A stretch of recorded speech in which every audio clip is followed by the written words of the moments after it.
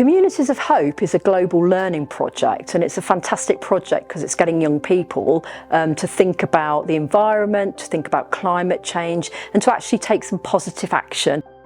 Our Communities of Hope project works with secondary schools across Tower Hamlets, learning about climate change, but using creative means to sort of allow young people to communicate how they're feeling about it and the changes that they want to make in their community. A lot of the young people have put their thoughts into drawings. Some have written poems in the different schools, and now they'll be going away and doing research on local projects and sort of, designing around it. Even though it seems like we're just drawing, we actually do learn different things. I think what helps with this project is that we are able to connect to really sort of big issues that can feel really hopeless and can feel like too big to tackle, but we bring it back down to local examples of what's already happening. In those drawings, really thinking about what sustainability means, and there were some incredible art pieces that were created by these young people. And they've also really enjoyed